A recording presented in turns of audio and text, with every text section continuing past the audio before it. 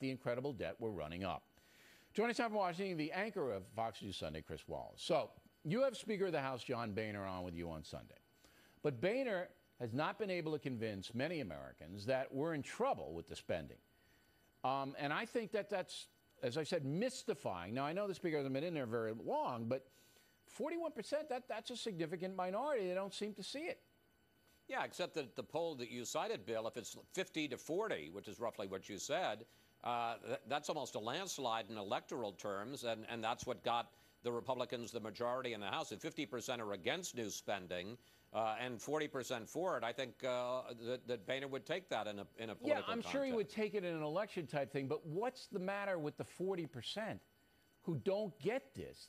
That disturbs me, because 41% can easily go to 48% and make it, and I do think the next presidential race is going to be very, very close. And I'm going, look, do you not understand what the International Monetary Fund is saying? That this whole economy could blow up if fiscal discipline isn't imposed? I don't think it's been imposed in the past 30 years. Well, it's interesting. I'll give you something that even will disturb you even more, because I was checking the Rasmussen poll because I knew you were going to cite it. 51% say that new government programs will create more jobs than cutting spending, and only 38% believe the opposite, that cutting spending will create more jobs. I think there may be two things going on here. I think most people want to see the total government budget cut. And I don't think that Obama would have given the speech that he did if he didn't have polling that indicates that people also support some targeted spending. So there's the possibility of a compromise here where the GOP control of the House, the GOP majority in the House, overall spending, they're not going to settle for just a freeze the president proposed, but with targeted increases in spending for things like education. All right, but it's a sleight of hand, though. We're going to invest, not spend, and that's going to create jobs, and this and the other thing. It's getting to the tipping point. It really is getting, for me, as an American, not as a factor guy, but for me, it's getting insane. We spend enough money on education, okay?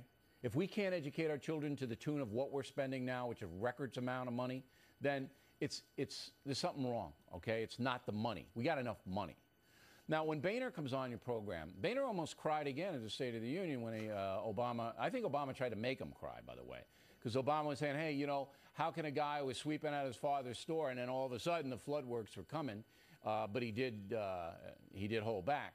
But I don't know Congressman Boehner very much. He looks like a smart guy to me, but I think he's got to get his emotions under control. Or are you going to ask him about that? Oh, sure. I mean, and I wasn't sure I was going to, but, I do interviews with a bunch of stations on Friday to promote the show, and I can't tell you how many people around the country were asking about it. What's the deal with this guy? I mean, you say kids or American dream, or you've come a long way, and he seems to puddle up. I can tell you, because I do know Boehner pretty well, what you see is what you get. There's no artifice about him. He's, a rock-ribbed Republican from the heart of the country, grew up poor, 10, 11 kids. He did, in fact, sweep out his father's bar in Cincinnati, and he wears his emotions very close. I mean, a couple of years ago, I emceed an event for Catholic school kids. He and Ted Kennedy were the co-chairs of it. And he started crying during this event. There are no cameras there, no people. That's just who he is. But it obviously upsets some people. It's not about being upset. This is a very interesting topic for me. Leadership is a very complicated thing. You got your George Pattons, you got your George Washingtons, stoic, tough. This is what we're going to do. Boehner is the leader right now of the Republican Party. He's the leader. He's the most powerful guy in it as it stands now. A lot of Americans, well, if the guy's crying every 2 minutes, does that mean he's strong? Does that impact on his leadership, his credibility? I made the assertion that Putin is over there laughing at him because Putin is wrestling, polar bears without his shirt and he's never cried in his life. And he's going, oh, look at this sissy. Because his perception is reality, and I think President Obama has a tough time in some situations because he's not perceived as being a hard guy. And, that's where because I think Boehner is tough. He'd have to be tough underneath. No, I got to say, I don't think, I think it's an oddity. There's no question about it. I don't know that we've seen anybody in public life who can get his emotions run away with him as much, but I don't think it says anything about his toughness. He's plenty tough. I mean, this guy has been in the political trenches here in Washington for almost 20 years, and to have been up and then down and come up again and be the Speaker of the House, he's plenty tough. Yeah, but the reason they're asking you on these affiliates is because it makes some people uneasy. There's no question about that. And we'll talk about that. And look, we'll also talk to him about, I see the possibility of a deal here. I think there's a real possibility that you'll see a significant spending cut, and that what Obama, with the 5-year freeze, was proposing was simply a negotiating tool.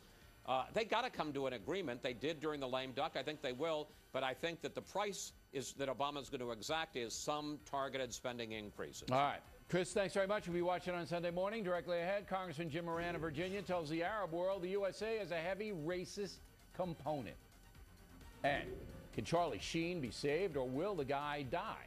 Geraldo will analyze both of those stories after these messages.